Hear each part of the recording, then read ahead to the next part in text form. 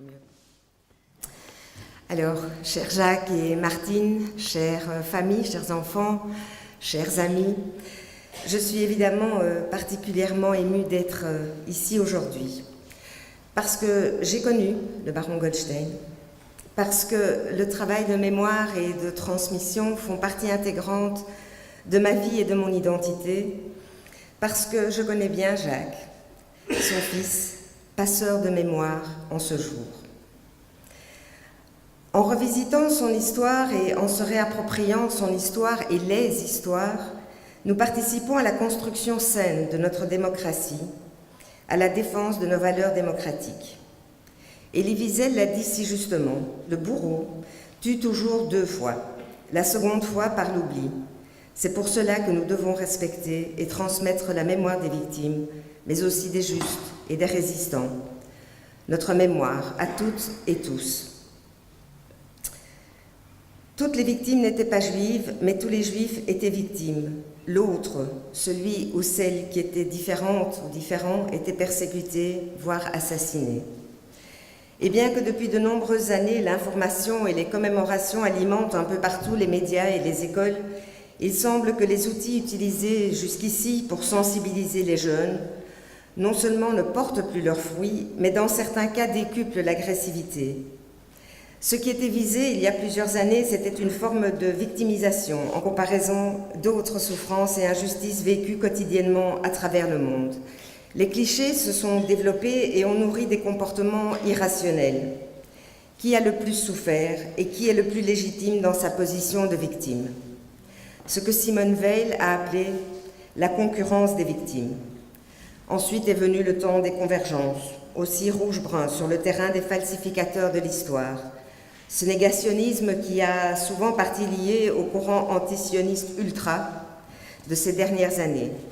À partir de positions radicalement opposées, 2 discours antinomiques en viennent à s'aligner sur une rhétorique commune, comme l'a rappelé l'historien Georges Bensoussan. Pourtant, la singularité du génocide ne peut apparaître comme subjective, comme juive. Notre mémoire, au contraire, doit rejoindre celle de notre pays, car notre mémoire, même si nous en revendiquons le droit d'en exprimer le devoir, concerne tout le monde, nous concerne toutes et tous. Et c'est pour ça qu'il est si important que nous nous rejoignions dans une lecture commune des événements de la Shoah, lecture indissociable de celle de la Deuxième Guerre mondiale. Nous ne retrouverons jamais les vies assassinées, les vies volées que nous commémorons, les années de souffrance, mais il faut assumer son passé afin de pouvoir le transmettre. Il faut se souvenir que nous sommes pour la plupart des enfants et petits-enfants de survivantes et de survivants de la Shoah, et même si les témoins disparaissent, leur vécu nous habite, plus ou moins fortement. Le manque de courage politique résonne donc d'une manière forte chez chacune et chacun d'entre nous, et nous comprenons particulièrement bien ce que signifient ces mots d'Albert Einstein.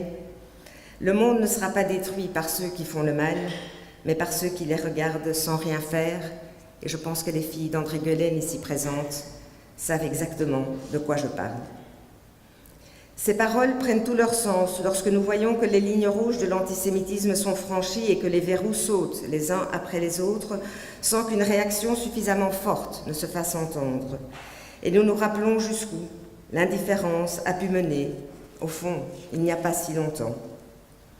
Les crimes des camps d'extermination comme Auschwitz doivent rester dans la mémoire des générations futures comme une mise en garde contre des génocides quels qu'ils soient, car ils se nourrissent du mépris de l'autre, de la haine, du racisme et pour la Shoah, de l'antisémitisme.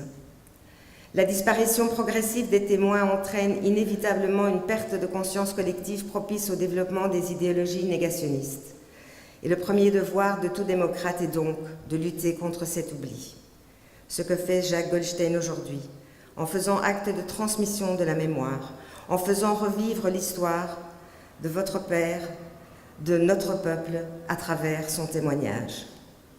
Pour se souvenir de ces atrocités en vue de garantir la sauvegarde de la démocratie, il est donc essentiel qu'une trace des témoignages des survivantes et survivants soit conservée, ce qui est le cas précisément aujourd'hui. Publier les témoignages de ceux et celles qui ont été directement victimes de cette barbarie et permettre l'accès à ces témoignages en priorité aux jeunes est ce dont nous avons besoin. Alors merci Jacques.